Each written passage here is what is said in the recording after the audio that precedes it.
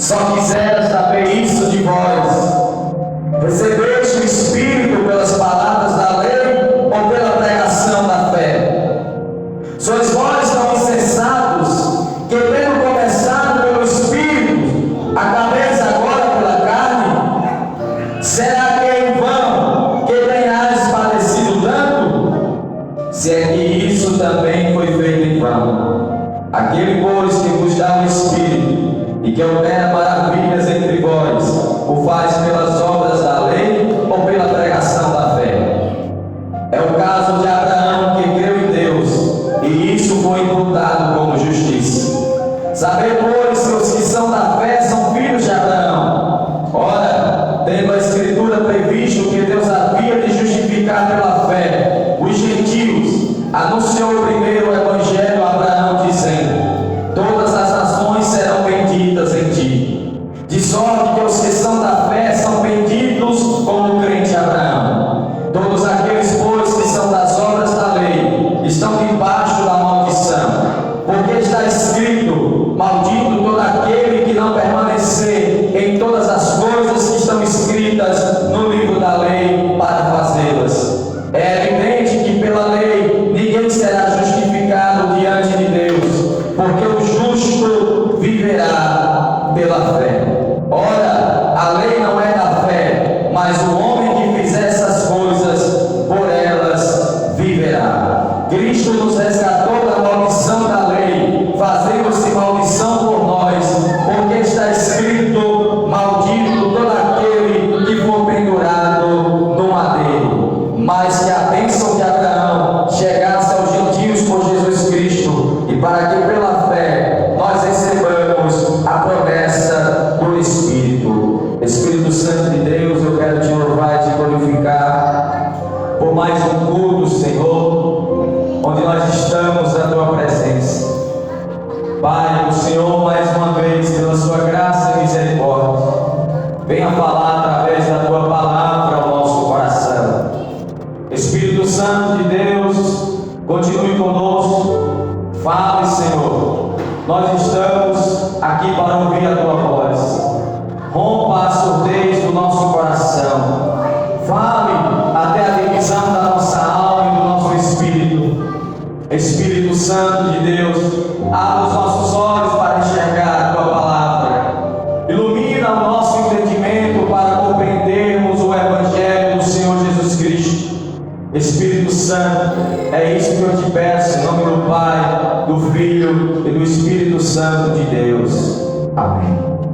Querido, nós estamos expondo a carta aos Gálatas e chegamos ao seu capítulo de número 3, onde nós vamos continuar nossa exposição sobre essa carta poderosa, sobre o Evangelho do Senhor Jesus Cristo.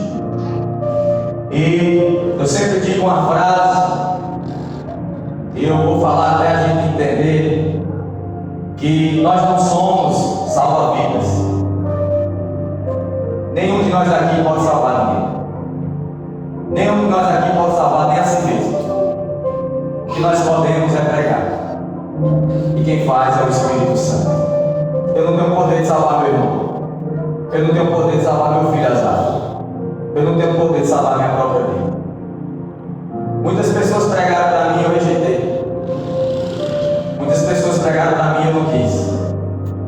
Muitas pessoas diziam que oravam por mim e eu não queria. Então, observe que você não pode salvar ninguém. Não adianta se desesperar.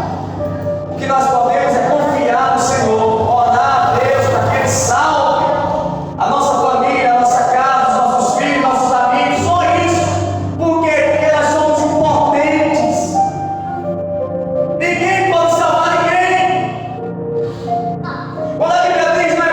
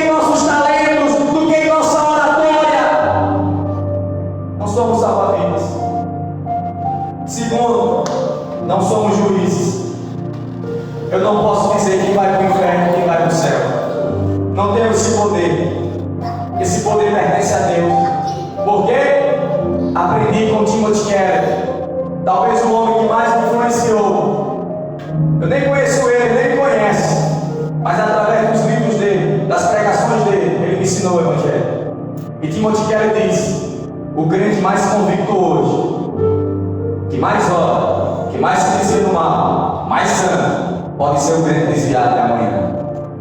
E o crente mais fraco hoje, que perde todo o culto, que ora só uma vez na semana, que lê só um versículo da Bíblia por mês, pode ser o crente mais santo amanhã, mais bem preparado para a obra de Deus amanhã, porque eu e você não vemos o futuro.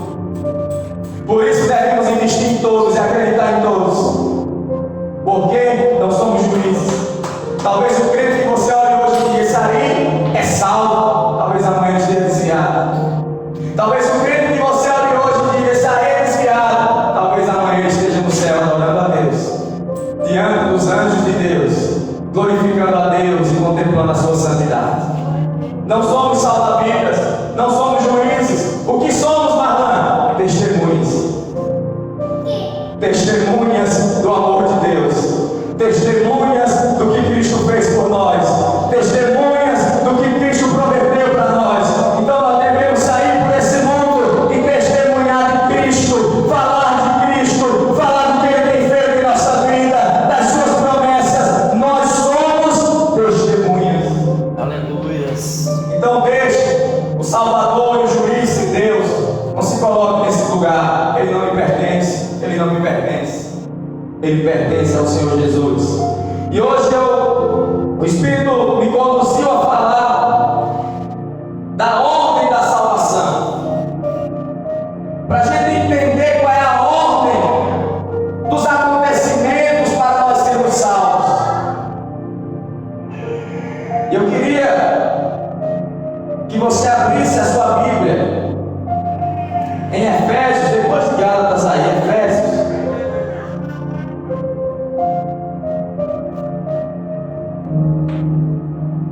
Capítulo 1.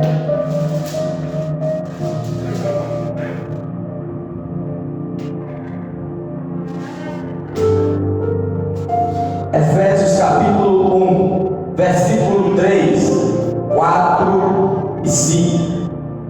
Olha o que diz: bendito o Deus e Pai de nosso Senhor Jesus Cristo, o qual nos abençoou com todas as bênçãos espirituais nos lugares celestiais em Cristo, como também nos elegeu nele antes da fundação do mundo, para que fôssemos santos e irrepreensíveis diante dele em amor, e nos predestinou para filhos de adoção por Jesus Cristo para si mesmo, segundo o beneplácito da sua vontade. Versículo 4. Vamos pegar só essa frase: e nos elegeu nele antes da fundação do mundo.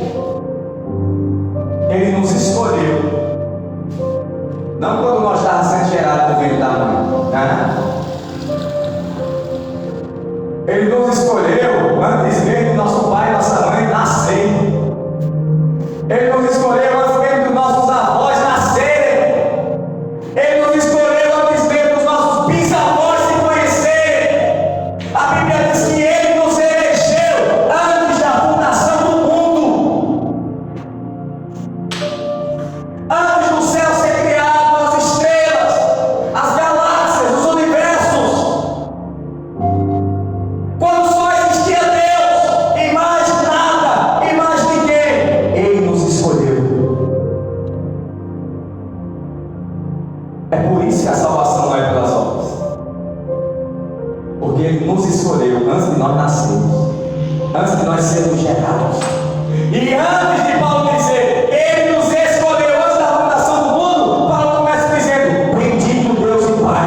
Por quê? Porque a doutrina da eleição, quando nós entendemos que fomos escolhidos antes da fundação do mundo, nós glorificamos a Deus, nós exaltamos a Deus e nós dizemos a Ele: obrigado, Senhor, porque o Senhor nos escolheu.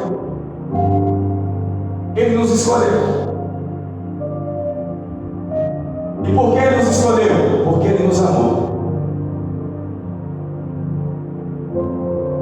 Tem muitas pessoas que não nos amam, porque sabe de algum defeito nosso, porque sabe de algum comportamento errado nosso. Ele diz: eu não amo ele, eu não gosto dele, eu não vou com a cara dele. Mas Jesus sabe desse comportamento nosso, ele sabe desse defeito nosso. Ele diz: eu vou com a cara dele, eu quero ele, eu escolho ele, ele é meu, eu tenho um plano para ele, eu tenho um propósito para ele, eu escolho ele, apesar dos seus defeitos, apesar dos seus pecados, apesar das suas quedas, apesar dos seus medos, eu escolho ele. Você sabe o que é que ofende muita gente da igreja? É que Deus escolhe gente que a igreja não escolheria. Você sabe por que Jesus, quando veio à terra, os líderes queriam matar ele? Porque ele se sentava com gente que ninguém da igreja sentava. É mesmo? Jesus chega para um homem chamado Levi, o nome dele é Mateus, e diz: ei, segue. Levi disse: vou seguir. Deixou tudo na alfândega e ele começou a seguir Jesus. Só que Levi disse o quê? Mestre, eu vou fazer um jantar para o Senhor. Posso? Jesus: pode. Eu posso chamar a galera, meus amigos? Chama. Jesus senta na mesa. Sabe quem chega? Publicano, pecador. Você sabe quem é os publicanos e pecador? Deixa eu dizer quem é um publicano. O publicano é um judeu que se vendeu para o Império Romano para cobrar impostos só para o seu próprio povo. Exemplo. Uma suposição: o Império Romano chegava e dizia: cobre 10% do povo. Eles cobravam 30% para ficar com os 20% para ele. O publicano era tão odiado pelo povo da igreja da época que eles não podiam entrar na sinagoga. Sabe onde é que eles moraram? No pátio externo do templo de Salomão, junto com os gentios. A família abandonava eles porque era uma vergonha. Eles estavam fazendo negociações, sentando na mesa de gentios, que para um judeu era considerado um cão, um combustível para o fogo do inferno. Era esse povo. E você sabe quem Jesus chamou, irmão? Esse povo. Você sabe quem era Levi? Mateus era um publicano. Não era só um publicano, não. Ele era o chefe dos publicanos. E aí ele disse: chama a galera. Naquele tempo não tinha um WhatsApp, não tinha telefone. Ei, hoje vai ter um banquete em casa. Chama todo publicano e pecador. Quando senta com Jesus, e Jesus está lá. Tu está pensando que Jesus estava constrangido? Tu está pensando que Jesus estava pensando: eita, meu Deus, e se passar aqui um fariseu, o que é que ele vai dizer se eu estiver aqui? Jesus estava alegre. Jesus estava feliz. Jesus estava com o povo que ele ia morrer, ia derramar sangue por aquele povo. Jesus estava ali comendo e bebendo, se alegrando, e tinha comida, e tinha bebida, e tinha música. E aí chega quem? A igreja. Os líderes religiosos ensinavam o povo que tinha a Bíblia na mão, mas que nunca entenderam o Evangelho. E não chegaram para Jesus, não, porque ele nunca chega para quem está na frente, ele chega para quem está ao redor. Chegaram para o discípulo e disseram: esse aí é o Messias? Ele come e bebe com pecadores, ele senta na mesa de pecadores. Ei, Jesus ouviu. Aí Jesus olhou para eles e disse assim: ei, os santos não precisam de médico, mas os doentes. Aleluia. Eu não vim chamar justos a arrependimento, mas os pecadores. Você sabe o que Jesus está dizendo? Eu não vim chamar justos ao arrependimento. Não é que havia justo.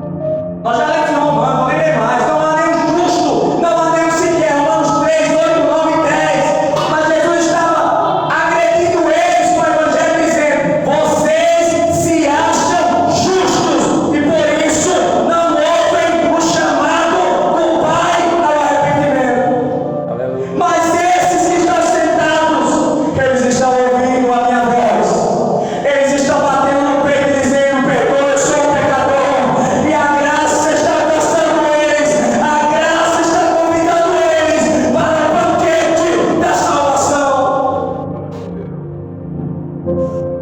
Eu estava pregando na Assembleia de Deus Perus, que é o texto que a gente tem que trazer para o nosso contexto. Eu disse: irmão Carlos, vamos trazer para o dia de hoje. Imagine você botar a mesona lá na área da sua casa.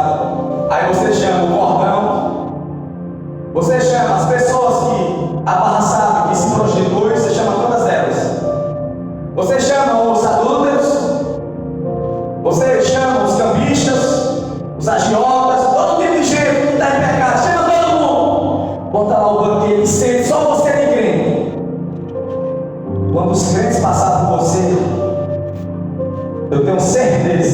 que aqueles que não entendem o Evangelho vão chegar no pastor e vão dizer: vamos na disciplina de dança. Ele está comendo com agiota, ele está comendo com pessoas que bebem cachaça, ele está comendo com pessoas que estão se prostituindo, ele está comendo com adultas. Vamos disciplinar. Foi isso que aconteceu naquele dia. Passou mais de 2000 anos, mas ainda tem religiosos que precisam ouvir o Evangelho e abrir o coração. Eu fui um religioso e eu disse: Thales, se eu passasse na frente da sua casa e visse essa cena há 7 anos atrás, eu ia dizer que você era um filho do diabo. Eu ia dizer que você era um desviado da igreja. Sabe por quê, Thales? Porque eu era um religioso fanático. Mas no dia o Evangelho abriu meu coração e eu caí de joelhos diante dele.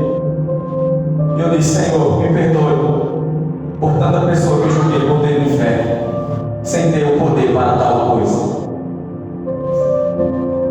A graça chama os pecadores, mas a graça ofende aqueles que pensam já ter um lugar garantido no céu pelos seus esforços. Você sabe quantos líderes religiosos tinha na época? Só os que sentavam na cadeira do sinédrio era 70. Fora os outros. Você sabe quantos foram salvos? Só sei que alguns: Nicodemo, José da Arimateia, Paulo de Tarso, não sei que outro. Sabe por quê? Porque eles confiavam em si mesmos. Eu estou orando, eu estou jejuando, eu estou lendo a Bíblia, eu não perco o culto, eu dou comida ao pobre, eu dou comida à viúva, mas nunca se arrepender dos seus pecados. Nunca confiar em Jesus como seu Salvador. E aí Paulo chega na carta aos Gálatas e diz o quê? Começaram no Espírito e querem terminar na carne. Ou seja, vocês começaram crendo no Evangelho e agora querem manter a sua salvação pelos seus próprios esforços. Ô irmão, deixa eu dizer algo. Ninguém aqui consegue manter a sua salvação. Se Jesus chegasse para mim e dissesse assim: Marlon, eu te salvei hoje, e a partir de hoje você vai manter sua salvação. Você sabe quando eu perderia minha salvação? Depois de 2 segundos que Jesus falou comigo, eu perderia.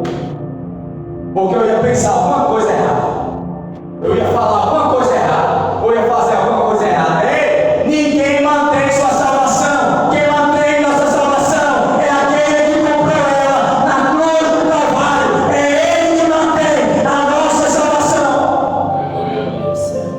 Quer ver o versículo do povo interpreta errado? Aquele que começou a boa obra é fiel para concluir. Aí o povo pensa que boa obra é abrir uma igreja. Aí a igreja abre e diz: aquele que começou a boa obra é fiel para concluir. É não, deixa eu estar falando isso não. Ah, você se levantou para ser evangelista, missionário? Aquele que começou a boa obra é fiel para concluir. É não, mentira. O texto está falando de salvação. Aquele que começou a boa obra, quem começou a boa obra? Jesus. É fiel para mantê-la. É fiel para levar até o último estágio. É fiel para concluí-la. Porque é Ele quem garante a nossa salvação. Aleluia. Tente manter a sua salvação e você vai perder. Confie em Jesus e você vai ganhar. Porque Jesus o quê? Aquele que tentar ganhar a sua vida, perdê-la. Mas aquele que perder a sua vida por amor a mim, vai encontrá-la. É Jesus de Nazaré. Mas ainda na eleição, Ele nos elegeu. Que eleger é escolher. Então tem uma massa de gente aqui, ó. Por exemplo, 7 bilhões de pessoas. Deus olhou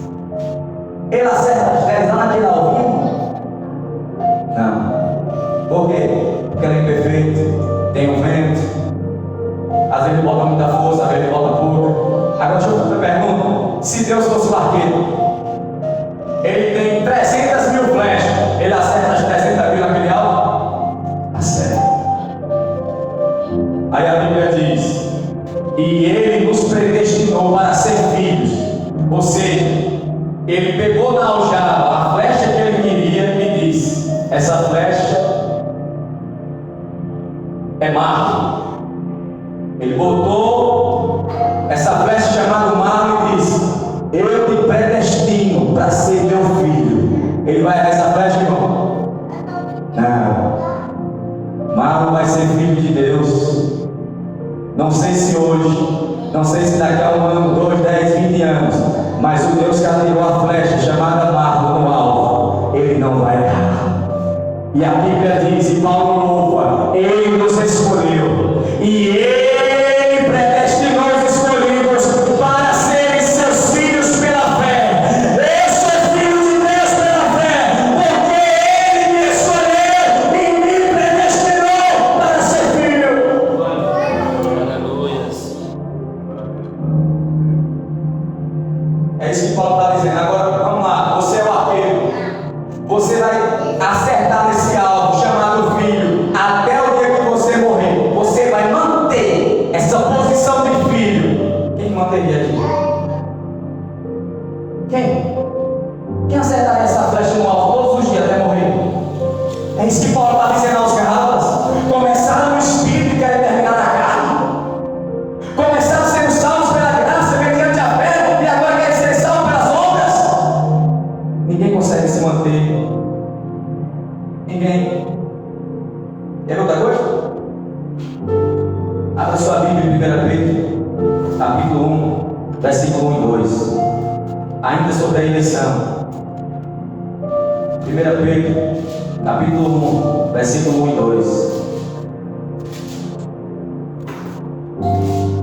1 Pedro, capítulo 1, versículo 1 e 2. Diz assim: Pedro, apóstolo de Jesus Cristo, aos estrangeiros dispersos no Ponto, Galácia, Capadócia, Ásia e Bitínia, eleitos segundo a presciência de Deus Pai, em santificação do Espírito, para a obediência e a expressão do sangue de Jesus Cristo, graça e paz sejam multiplicados. Eleitos segundo o quê? A presciência. Você sabe o que é presciência? Eu vou explicar. Presciência é Deus prever o futuro. Agora vamos juntar. Eleito segundo a presciência. Se eleição é escolha e presciência é Deus prever o futuro, o que é que ele está dizendo? Vamos lá. Deus, sendo onisciente, ele previu. Ele olhou para o futuro. Antes mesmo de criar a terra. Antes mesmo de criar Adão. E ele olhou desse dia até o nascimento do último homem, até os últimos acontecimentos da face da terra, que eu não sei se vai ser daqui a 30 anos, 1 bilhão de anos, eu não sei. Deus viu todo esse futuro. Deus viu todas as pessoas que iam nascer e morrer.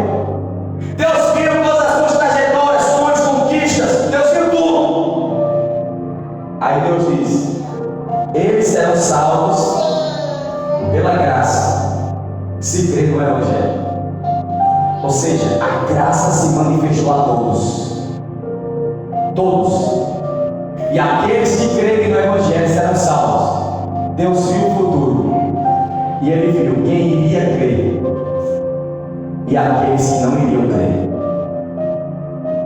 Aqueles que Deus viu, queriam ouvir a pregação, queriam crer no Evangelho, Deus fez o quê? Salvou. Porque creram no nome do seu Filho Jesus Cristo. E aqueles que Deus viu que ouviriam 10, 20, 30, 50 vezes e rejeitariam o Evangelho, o que é que Deus fez? Condenou.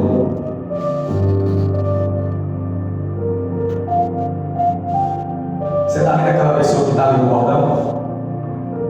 Eu não sei se ele é um eleito de Deus ou não. Minha função é entregar para ele. Quem sabe Deus não olhou para ele e viu que daqui a anos ou daqui a dias ele se converteria. Ele creria no Senhor Jesus Cristo. Por isso que a Bíblia diz que nós somos semeadores. O semeador sai para semear. A gente só joga semente. E os eleitos de Deus virão. Os escolhidos de Deus virão. E aqueles que rejeitaram a Cristo já estão condenados. Mas observe que Deus não é ruim. Por quê? Porque a graça se manifestou a todos. Deus chamou a todos. O convite da salvação é para todos. Só que Deus não obriga você a aceitar. Deus não obriga você a crer. Deus não lhe força. Você não roubou. Deus lhe convence. Deus ilumina a sua mente. Deus lhe mostra o quão pecador você é. E diante dessa iluminação do Espírito, diante desse chamado do Evangelho, você diz sim ou você diz não. Aqueles que disseram sim serão filhos de Deus. Aqueles que disserem não e permanecerem no seu não até a morte serão condenados. Por isso nós precisamos pregar o Evangelho do Senhor Jesus Cristo. Aleluia, glória a Deus.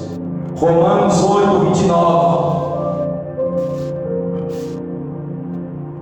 Romanos 8:29. Paulo escrevendo, ele diz, Romanos 8:29.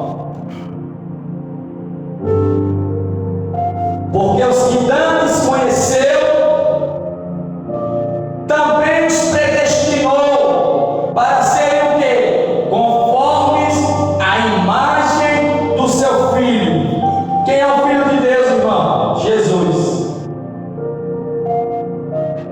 Aqueles que ele conheceu, que ele viu, que iria crer, predestinou para ser parecido com Jesus. Você sabe qual é o fim nosso? É se parecer com Jesus.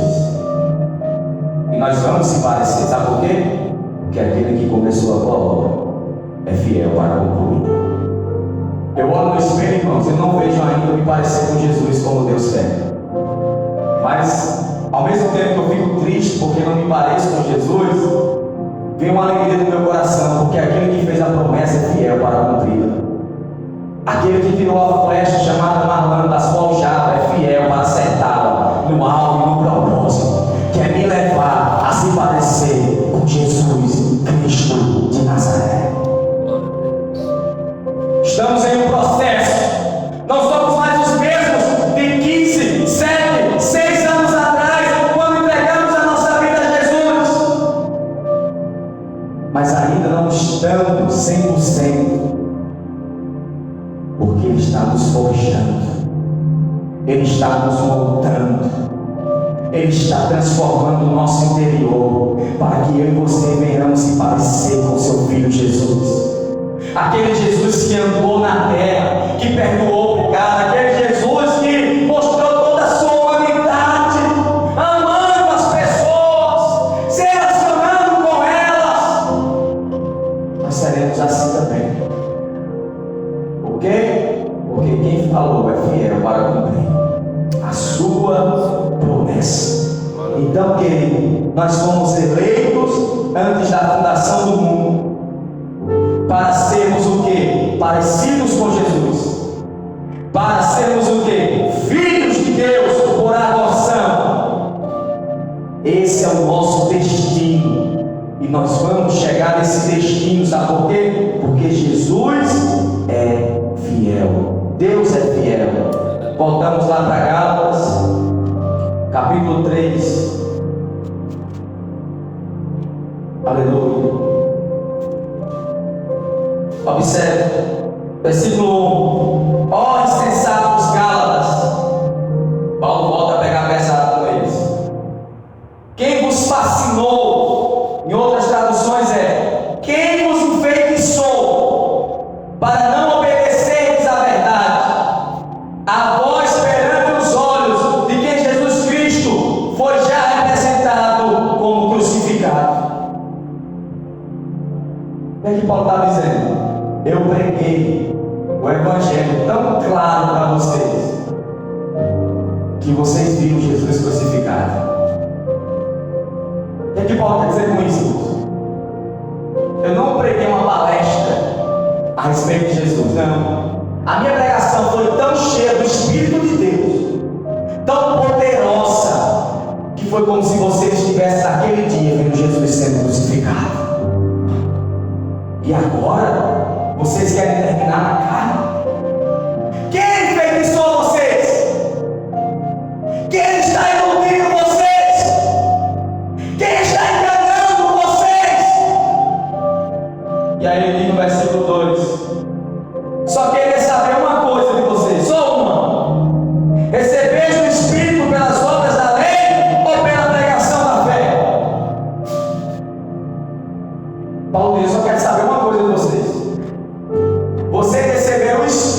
que Espírito ele está falando? O Espírito Santo. Quando vocês obedeceram à lei ou quando vocês creram no Evangelho? A resposta é clara, irmãos. Quando cremos no Evangelho. E por que agora você quer manter sua salvação pelas obras? Talvez você tenha idade e diga: não, mano, eu recebi o Espírito porque eu obedeci a Deus, foi? Porque você obedeceu a Deus? Então, o que é que nós estamos fazendo aqui? Porque desde o versículo 1 de Gálatas, eu vou explicando, mostrando na Bíblia, que ninguém é salvo pelas obras. E se você ainda entende que é salvo pelas obras, se você ainda entende que é salvo pelo seu esforço, só tem duas alternativas. Primeiro, você não entendeu nada do que eu estou dizendo. Segundo, você entendeu o que eu estou dizendo, mas fechou o coração para não deixar a palavra entrar. Porque ninguém será salvo pelas obras. Porque ninguém será salvo pelo seu esforço. É pela graça, mediante a fé em Cristo Jesus. A salvação não é uma recompensa, a salvação é um presente. E aí Paulo diz no versículo 3: sois vós tão insensatos, que tendo começado pelo Espírito, acabeis agora pela carne. Insensatez, loucura, pensar isso. É uma loucura pensar que vai começar pelo Espírito e terminar pela carne. Sabe o que Paulo está dizendo, irmão? O Evangelho é só no início da fé, não, irmão. O Evangelho é no meio, é no final. O Evangelho é para nós crescermos nele. Tem gente que diz: pregação chata, vai falar do Evangelho, quer saber de predestinação, é final dos tempos. Ei, o Evangelho é pelo Evangelho que eu sou salvo, é pelo Evangelho que eu permaneço salvo. O Evangelho não é só para ser pregado no início, não. O Evangelho é para ser pregado todos os dias. Quer ver? 1 Coríntios 15. 1 Coríntios 15. 1 Coríntios 15, a partir do versículo 1. 1 Coríntios 15, versículo 1 diz: também vos notifico, irmãos, o Evangelho que já nos tinha anunciado, o qual também recebestes, e no qual também permaneceis. Olha o que ele diz: o Evangelho que eu anunciei, o qual recebestes, ou seja, no início da fé, e no qual permaneceste. Ou seja, vocês não só receberam o Evangelho e creram nele, vocês permanecem crendo no Evangelho. Versículo 2: pelo qual também sois salvos. Ou seja, vocês são salvos pelo Evangelho. Se retiver tal como tem anunciado, se não é que creio vão. Porque primeiramente vos entreguei o que também recebi, que Cristo morreu por nossos pecados, segundo as Escrituras, foi sepultado e ressuscitou ao terceiro dia, segundo as Escrituras. Aleluia. Ou seja, para ser salvo, eu tenho que crer no Evangelho e permanecer no Evangelho. Você sabe por que todo dia nós vamos pregar o Evangelho nessa igreja? Porque se nós deixarmos de pregar o Evangelho, nós cairemos na fé. Porque o que garante a minha salvação é crer no Evangelho e permanecer crendo no Evangelho. Como é que eu vou permanecer crendo no Evangelho se eu não estou ouvindo o Evangelho? Como? Amanhã eu estou ouvindo uma pessoa, aí eu chego na igreja e alguém prega o Evangelho dizendo: Deus te perdoou, você, sua dívida era impagável, todo dia você aumentava a sua dívida, e Deus me perdoou. Aí você é constrangido, irmão, a liberar perdão por uma pessoa que fez uma besteira com você e você deixou entrar no seu coração essa mágoa. Agora imagine se a igreja não prega o Evangelho. Chegar aqui e disser que você vai ser bem sucedido, vai ser próspero, vai ser rico, você vai continuar com essa mágoa no coração.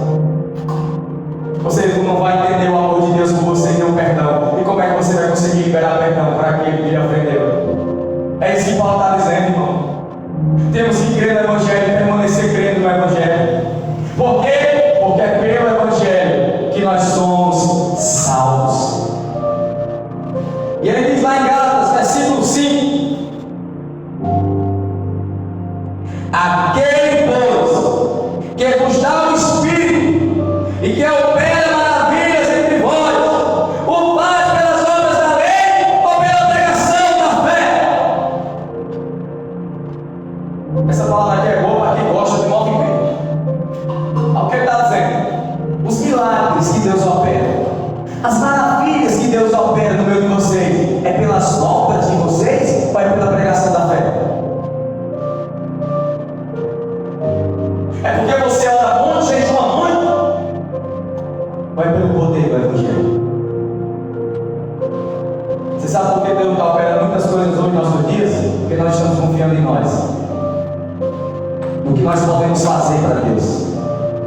Mas o que Paulo está dizendo é: os milagres, as maravilhas que Deus tem operado, não é pelas obras de vocês, é pela pregação da fé, é pela pregação do Evangelho. Pega qualquer livro dos heróis da fé e lê as histórias deles. Eles se preocupavam em orar e estudar a Bíblia.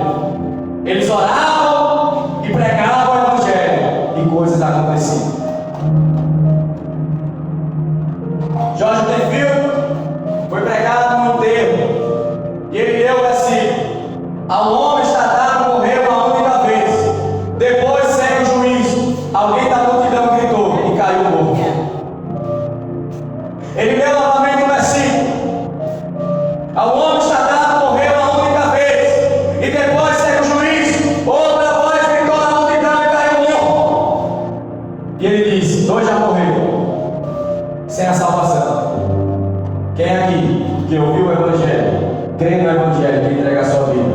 A multidão correu aos pés e disseram: eu quero o Evangelho, eu quero Jesus. Aquele homem não forçou ninguém, aquele homem não constrangeu ninguém, não ficou pegando ninguém a aceitar. Foi o Espírito que chamou.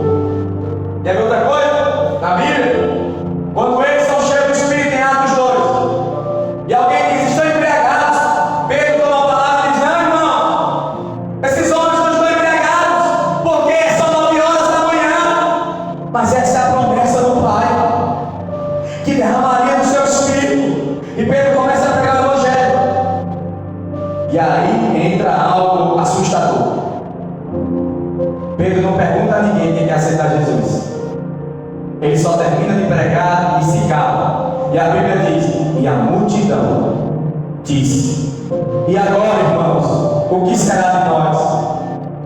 E agora, Pedro, o que devemos fazer? Pedro diz: arrependam-se e creiam no Senhor Jesus. Quase 3.000 almas, quase 3.000 pessoas se prostraram e creram no Evangelho, aceitaram Jesus. Pedro não fez nenhum apelo, mas o Espírito apelou ao coração. Pedro não disse quem é Jesus, nem é louco, não, mas o Espírito falou ao coração, e as pessoas disseram: nós queremos esse Jesus. Aleluia. Aí hoje as igrejas apelando, mas tem muitas pessoas que não são crentes dizer: eu não vou para a igreja fulano não, porque passa meia hora pregando, quer Jesus da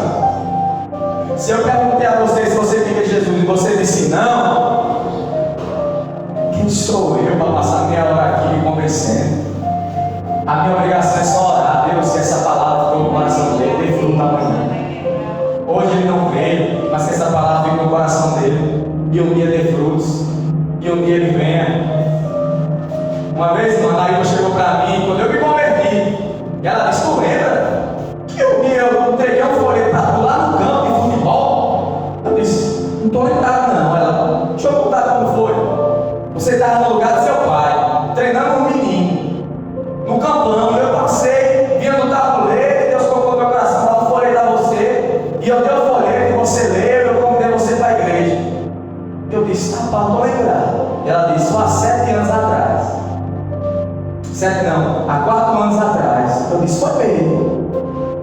E eu fiquei pensando, olha, ela me entregou aquele folheto há 4 anos atrás. Eu entendi aquela mensagem, mas não quis Jesus naquele dia. Mas aquela palavra ficou no meu coração. E depois de 4 anos, eu me converti. Ei, irmão, Paulo plantou, Apolo regou, mas quem dá o crescimento é o Senhor. Só pregue, só acredite no poder do Espírito. Quem vai fazer a pessoa vir é o Espírito, é Deus, no tempo dele, no tempo certo. Tem gente que vai vir na primeira pregação, tem gente que só vai vir há 10 anos, e tem gente que nunca vai vir. O nosso dever é só pregar. E aí ele diz o quê? Versículo 6. É o caso de Abraão, que creu em Deus, e isso foi imputado como justiça. Sabei, pois, que os que são filhos de Abraão, ora, dentro da Escritura previsto, que Deus havia de justificar pela fé os gentios, anunciou primeiro o Evangelho de Abraão, dizendo: todas as nações serão benditas em ti. Olha só o que ele está dizendo aqui. Deus pregou o Evangelho para Abraão. Então, o que ele está dizendo? Ó, primeiro, Deus anunciou o Evangelho a Abraão e disse: todas as nações serão benditas em ti. Você sabe o que Paulo está dizendo aqui? Se você pensa que o Evangelho no Novo Testamento, você está enganado. Porque Deus pregou o Evangelho para Abraão lá no Antigo Testamento e disse: todas as nações serão benditas em ti. Você sabe o que significa isso? Vamos lá. Se eu sou salvo pelas obras, como é que Abraão foi salvo se a Bíblia diz que ele é o pai da fé? Era um homem idólatra, filho de um pai que construía imagens de escultura. Mas um dia, ele ouviu a voz de Deus dizendo: Abraão, sai da tua terra, da tua parentela, para uma terra que eu te mostrarei. Irmão, imagine aí, tu está construindo imagem de escultura todo dia, desde criança com teu pai. Tu nunca ouviu aquela imagem falar, nem ouvir, nem nada. Aí um dia, tu ouve a voz do próprio Deus falando. Foi assustador. E Abraão creu, sem nunca ver Deus, e saiu. E aí Deus chegou para ele e pregou o Evangelho. O que é que eu disse? Em ti serão benditas todas as nações. Agora vamos entender isso aqui. Mateus capítulo 1. Você vai entender o que Deus está dizendo agora. Mateus capítulo 1. Nunca salte genealogia, viu, irmão? Nunca salte genealogia, nunca. Vamos lá. Livro da genealogia de Jesus Cristo, Mateus 1. Eu vou finalizar aqui, né? Nós temos a ceia. Vamos lá, livro da genealogia. Em ti serão benditas todas as nações, em Gálatas. Agora vamos para Mateus 1. Livro da genealogia de Jesus Cristo, filho de Davi. Filho de quem? De Abraão. Jesus era descendência de Abraão. Agora vamos pegar o que Paulo disse lá atrás. Em ti, Abraão, serão benditas todas as nações. Por que Deus disse isso a Abraão? Porque de Abraão ia nascer, dessa linha genealógica, um homem chamado Jesus, do qual salvaria o seu povo dos seus pecados, e todas as famílias da terra que crescem em seu nome seriam abençoadas, seriam salvas.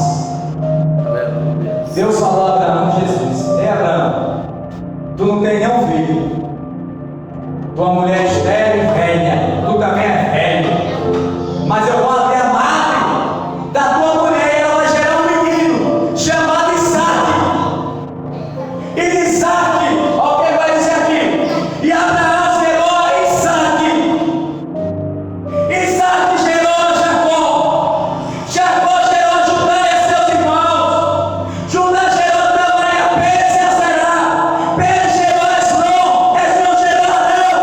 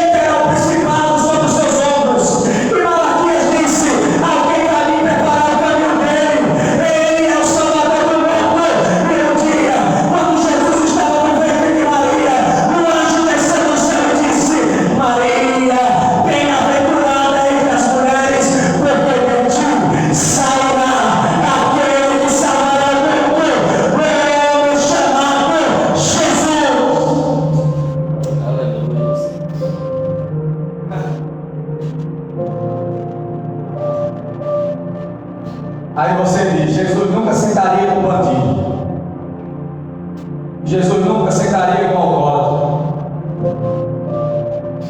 Jesus nunca sentaria com um drogado, com um afeminado, um homossexual, uma lésbica, sentaria nada. Você entendeu a genealogia? Vou dizer. Você sabe quem faz parte da família de Jesus? Você sabe? Jacó.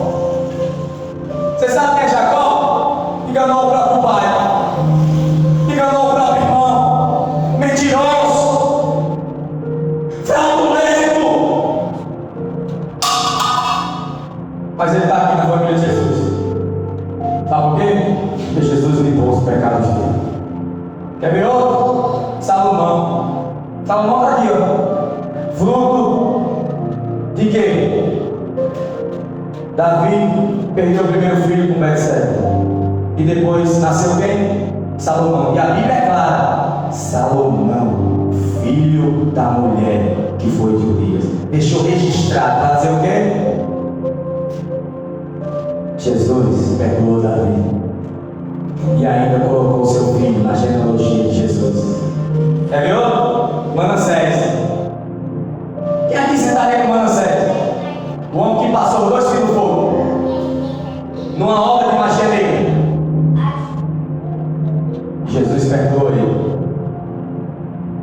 E ele está aqui, ó, registrado na família de Jesus.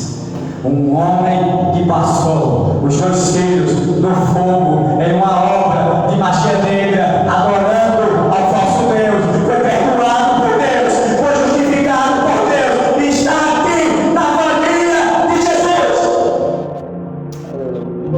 É ver outra que você não sentaria com ela, mas está aqui na família de Jesus? Raabe, a meretriz, prostituta,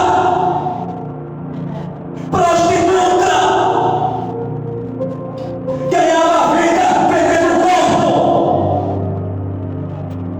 Mas Jesus a salvou, purificou os seus pecados, e ela está aqui na família de Jesus. Abraão mentiu, mas está aqui na família de Jesus. Pessoas que talvez eu e você nunca sentasse para conversar meia hora. Jesus não só sentou, Jesus salvou. Sabe por quê, irmão? Se nós formos uma igreja que só recebe os bonzinhos, é melhor fechar as portas e ir embora. Nós não entendemos nada do Evangelho. Mas se nós somos uma igreja que consegue se sentar com os perversos, com aqueles que não prestam para nada, que o mundo não dá nada, e acredita na salvação deles, ora por eles, nós estamos no caminho certo.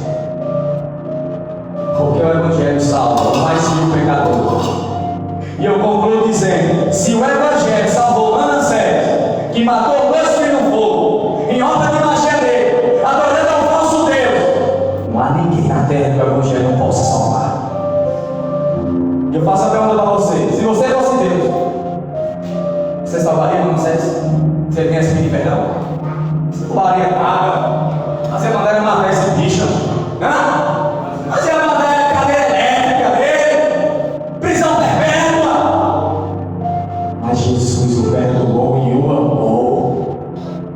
Ele hoje está lá no céu adorando a Deus.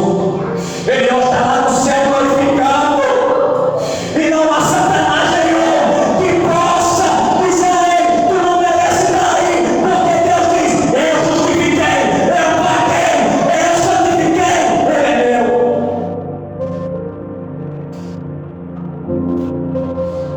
Aquele dia muitos vão surpreender, sabe por quê? Muitos bonzinhos vão estar no inferno, e muitos que ninguém dá nada vai estar lá no céu, porque se arrependeram. Ô irmão, se Raab chegasse aqui hoje na barra, do jeito que ela era prostituta, tu acha que nós ia convidar ela para a igreja? Nós ia passar ela longe dela. Ei, não convida aquela bicha, mas ela não é todo mundo. Deixa aquela bicha pra lá, deixa pro inferno. Deixa ela morrer nos pecados dela. Eu já ouvi crente dizer isso de um ímpio. Eu digo: meu Deus, ele está sabendo o que é ser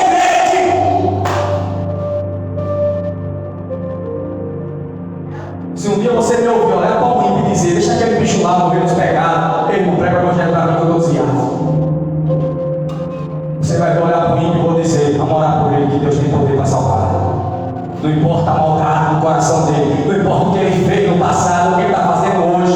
O sangue de Jesus purifica de todo pecado. Davi nem se fala, não ia matar, massacrar. Davi não ia nem pregar. Ei, está aqui Davi hoje.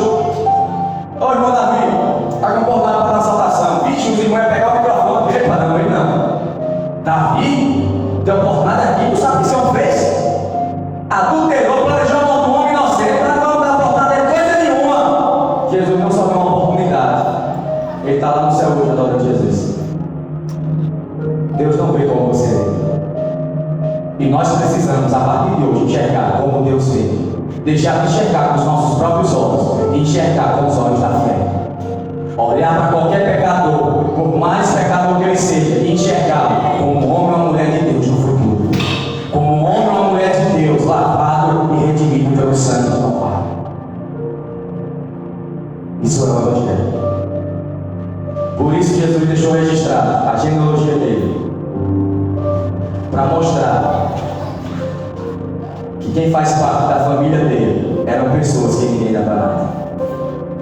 A família de Jesus era complicada, mas Jesus salvou. Nesse momento nós vamos agora para a próxima parte do culto, a ceia do Senhor. Abra sua Bíblia em 1 Coríntios, capítulo 1 Coríntios, carta de Paulo aos 1 Coríntios. Aleluia. Capítulo de número 11, a partir do versículo 23.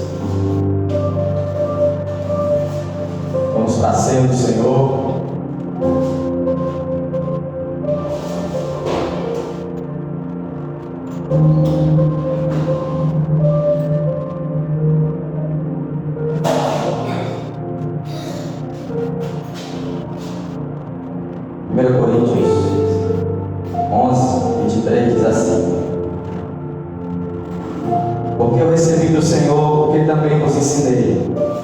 Que o Senhor Jesus, na noite que foi traído, tomou o pão e, tendo dado graça, partiu e disse: tomai e comei, isto é o meu corpo, que é partido por vós, fazei isso em memória de mim.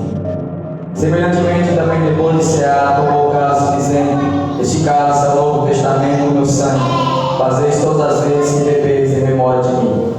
Porque todas as vezes que comeis esse pão e bebeis esse cálice, anunciais a morte do Senhor até que venha. Portanto, que qualquer comer esse pão ou beber o cálice do Senhor indignamente será culpado do corpo e do sangue de Jesus. Examine-se, pois, o homem a si mesmo, e assim coma deste pão e beba desse cálice. Porque o que come e bebe indignamente, come e bebe para a sua própria condenação, não discernindo o corpo do Senhor. Por causa disso, há entre vós muitos doentes e muitos que dormem. Porque se nós julgássemos a nós mesmos, não seríamos julgados. Preste atenção, irmão. Talvez você já participou de muitas ceias do Senhor, mas eu queria aqui desconstruir alguns entendimentos equivocados. Primeiro, a ceia do Senhor só é dois elementos: pão, que representa o corpo, e o suco da uva, que representa o sangue de Jesus. Nós utilizamos o suco da uva, o suco que a gente chama de suco mesmo, mas tem igrejas que o cálicezinho é o vinho mesmo, o vinho com álcool. Você diz: eles estão pecando? Não. Não há uma base bíblica para isso, porque o pecado é o alcoolismo, a embriaguez. E se você pegar livros da história da igreja, nos primeiros séculos o vinho, que representava o sangue, tinha teor alcoólico. Pouco machinho. Hoje não, nós utilizamos o suco da uva, não há problema. Estou dizendo isso porque se você for numa igreja que dá um cálicezinho ali a você e você percebe quando beber que é alcoólico, não diga que os irmãos estão pecando. Você não tem base para isso. Toda versículo que você utilizar, você está distorcendo o texto. Então, é só esses dois elementos. Tem igreja que usam uva, fruta e outras coisas, a mesa recheada, mas isso é depois ou antes. Aqui em Coríntios, acontecia antes, era a festa árabe. Os mais ricos traziam suas casas comidas escravos que não tinham o que comprar comiam daquele banquete. É por isso que Paulo diz: esperai pelos irmãos, depois comais. Aí a igreja interpretou errado. Quando você pegar o pão, espera os outros pegar também para depois você comer. Não é isso que o texto está dizendo. O texto está dizendo o quê? Os ricos chegaram com as coisas deles. Paulo está dizendo: espere pelos outros, pelos irmãos mais pobres, escravos que vão chegar. Por quê? O que estava acontecendo em Corinto? Os ricos estavam comendo tudo. Quando os escravos chegavam, não tinha mais nada. Eles estavam quebrando a comunhão da igreja. Aí por isso Paulo diz: esperai-nos uns pelos outros. Então quando você pegar o pão, quando você pegar o suco, não precisa esperar para todo mundo pegar. Você vai tomar, faz sua oração no seu lugarzinho. Segunda coisa que nós devemos entender: criança como azar, nós não damos a ceia, porque é antibíblico. Antibíblico não, vou mostrar agora aqui. Porque o que come e bebe dignamente, come e bebe para a sua própria condenação, porque não discerne o corpo do Senhor. Essa criança consegue discernir o corpo do Senhor? Ela tem entendimento para discernir? Não. Se eu der essa ceia a ela, ela vai estar comendo para a sua própria condenação. Então, se ele chegar nos 8 anos de idade e eu ensinar a ceia e entender que ele compreendeu, aí eu vou dar ele 8 anos de idade. Alguns acontecem com 7, outros acontecem com 10, mas eu já tentei ensinar ele, ele não conseguiu compreender. Então, se ele não conseguiu compreender, eu não dou a ele ainda. Mas se amanhã ou depois ele conseguir compreender, ele participará. Entendeu? E não só participará, como será batizado nas águas. Se ele entendeu o que eu estou falando do Evangelho, ele precisa crer em Jesus. Então não há idade, mas por experiência própria, ele tem 5 anos de idade, ele ainda não consegue compreender. Então por isso nós não damos ceia à criança, porque estaríamos induzindo elas à própria condenação. É isso que o texto está dizendo. Então, se você chegar numa igreja que dá ceia à criança, eles estão banalizando a Santa Ceia. Outra coisa, o culto de ceia na barra é o culto que tem menos gente, sabe por quê? Os crentes não vão. Porque tem um entendimento equivocado. Briguei com minha esposa hoje, não sou digno de tomar ceia. Fui ontem jogar bola, discuti, xinguei, não sou digno de tomar Santa Ceia. Aí desaparece do culto. Isso aí não é evangelho não, o que Paulo está dizendo? Paulo diz aqui, versículo 7: portanto, qualquer que comer esse pão ou beber o cálice indignamente será culpado do corpo e do sangue. Certo. Mas o versículo 28 diz: examine-se, pois, o homem a si mesmo, e assim coma do pão e beba do cálice. Ele não está dizendo: se examine, e se você achar um erro, não coma do pão e não coma do cálice. Epa, não. Ele está dizendo: se examine. Se encontrar alguma falha, peça perdão. Mas não deixe de comer do pão, não deixe de beber do cálice. Sabe por quê? Porque se você entende que é um cristão, todos os seus pecados foram perdoados. Você está entendendo o que é que nós estamos pregando aqui? Justificação. Seu pecado no passado, no presente e no futuro já foram perdoados. Então o que Deus quer que você faça agora na ceia é: se examine e veja o que é que eu fiz de errado essa semana. E quando você detectar na sua vida que você fez de errado, não é para você deixar de tomar ceia, não. É que no momento que você pegar o pão, você orar e dizer: Senhor, essa semana eu xinguei minha esposa, xinguei o vizinho, mas isso não convém com o nome de Deus. Perdoa o meu pecado e transforma a minha vida, Senhor. É para você se arrepender.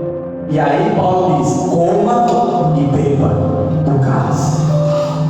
Então, irmãos, nós estamos aqui criando a cultura do Evangelho, para que nos cultos de ceia os crentes não desapareçam, mas estejam aqui com seus pecados, com suas transgressões, mas se arrependendo, pedindo perdão, implorando o perdão de Deus e participando da ceia. Terceiro, nós não damos ceia a quem está numa vida do pecado. O que é uma vida do pecado? Por exemplo, eu xinguei ontem, mas eu não estou xingando todo dia. Eu xinguei por algum motivo, pedi perdão a Deus por meio da ceia. Agora, uma pessoa que está em fornicação, ou seja, ela está tendo relações sexuais com seu parceiro sem ser casado, todos os dias da sua vida, recorrentemente, e não há arrependimento, então essa pessoa, se comer do pão e se beber do cálice, ela é condenada. E por isso nós não damos a ela, para não trazer mais condenação à vida dela. Entendeu aí? Está vivendo uma vida de pecado, sem arrependimento. aí ela está demonstrando que não é uma cristã. Está aqui ouvindo o Evangelho, ouvindo que precisa se arrepender, mas quer viver essa vida de pecado. Entendeu aí? E último lugar, nós não damos ceia a quem não foi batizado nas águas. Porque o batismo é um sinal público de que você crê em Jesus. O que Deus fez no seu interior, nas águas do batismo foi representado. O velho homem desceu e ressuscitou o novo homem. Então, pessoas que não são evangélicas não participam da ceia. Porque se comer e beber, será réu no juízo. E nós não estamos aqui para condenar ninguém, nem levar ninguém para o inferno. Pelo contrário, estamos aqui para salvar. Se você for uma igreja que dá ceia, se você for para uma igreja que lhe oferecer uma ceia, você não sendo evangélico, eu lhe dou um conselho: não beba e não coma. Não beba e não coma. Não aceite. É anti-bíblico. Agora, uma coisa que me perguntaram aqui na primeira ceia nossa. Depois que acabar aqui o memorial, Marlon, e você finalizar o culto, a pessoa não evangélica pode vir aqui beber do vinho, comer o pão e essas frutas? Pode. Por quê? Porque a ceia finalizou. E não é mais uma representação. Isso aqui não passa um suco como um suco normal. Então você pode participar depois da ceia. Entendeu aí? O que é que os mais velhos faziam no meu tempo? Eu já fiz isso também. O que é que mandava?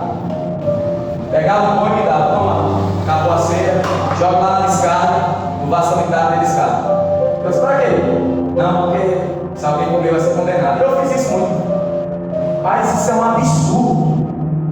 Jogar o alimento fora da estrada, isso é uma loucura. Isso é o que mesmo isso aí? É misticismo, paganismo?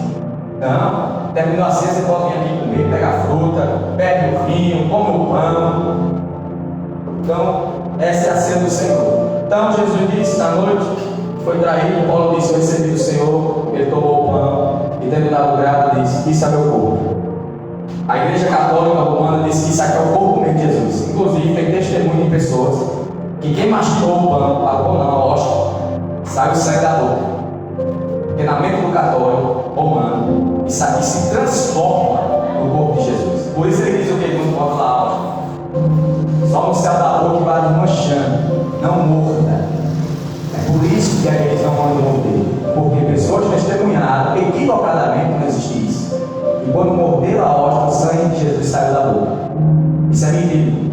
Jesus diz: isto é o meu corpo. Quando ele diz isto é o meu corpo, está dizendo que vai se transformar no corpo físico. Está dizendo que representa o corpo dele, que foi o que? Rasgado na cruz do Calvário em favor de nós. Amém? Então, nosso irmão vai estar passando o pão. Você pega, ora, pedindo perdão dos seus pecados e come do pão em nome de Jesus.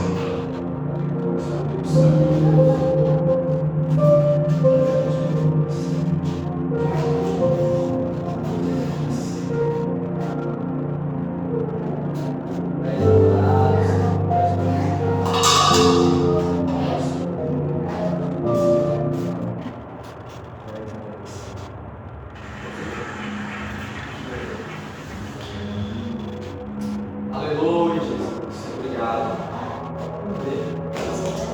Mais adorado. Mais poderoso.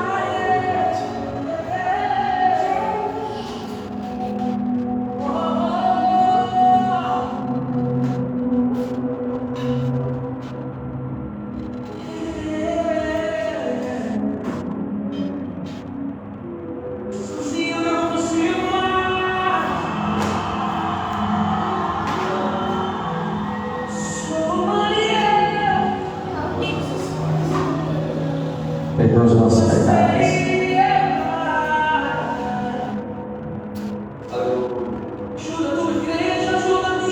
Quem aqui é digno de participar dessa ceia?